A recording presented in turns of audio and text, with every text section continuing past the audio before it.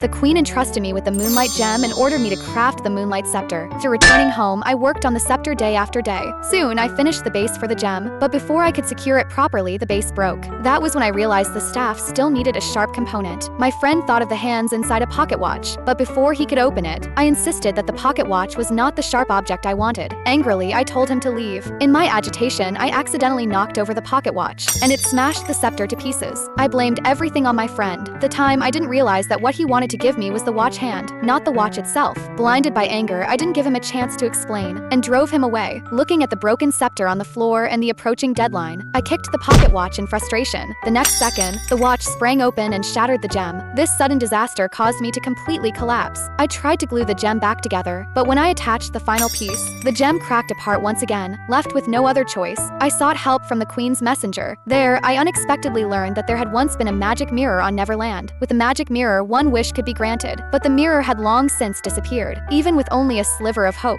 I refused to give up. Soon, I set off in my homemade flying ship. Along the way, when I reached for food to ease my hunger, I discovered a firefly had slipped into my food bag and eaten all my supplies. Angrily, I chased it away. Later, as I struggled because I couldn't see the map clearly, the firefly illuminated it for me. To make up for what it had done, decided to help me search for the magic mirror. Thanks to the firefly, it summoned its friends and helped me find Neverland. Taking advantage of a moment when the two guard monsters weren't paying attention, we quietly slipped inside. I used the firefly as a flashlight to explore ahead and discovered a mysterious bag. Using the hand of the pocket watch, I cut it open, and priceless treasures spilled everywhere. Before long, among the pile of treasures, I found the magic mirror. I immediately took out the fragments of the gem, preparing to make a wish, but the firefly kept flying around me, which greatly irritated me. In anger, I shouted at it to shut up. To my shock, the magic mirror took those words as my wish. The mirror's final wish was used up, and the next second, it lost its glow. I was completely devastated. This time, I didn't shift the blame onto anyone else. I began to reflect on myself. Just then, my friend appeared in the mirror. Turned out he had been secretly following behind me, protecting me all along. I sincerely apologized to him. We returned to the flying ship together, but I felt too ashamed to face everyone. I took out the shattered scepter and the broken gem. The firefly, out of habit, lit the way for me. Under the light, the broken gem revealed an unexpected beauty. That moment, an idea struck me. Meanwhile, the once every 10 years Blue Moon Festival was about to begin. The very last moment, I returned to the Fairy Canyon. I opened the long-awaited scepter before the crowd. The blue moonlight reflected onto the fragments of the moonlight gem, and the gem emitted an unprecedented, dazzling blue glow. Vast amounts of blue fairy dust rained down from the sky. In the end, I completed the task not only safely but beyond expectations, and won everyone's recognition. And at last, I understood this. Wealth and treasures may fade with the changing seasons, but the treasure of true friendship never loses its color.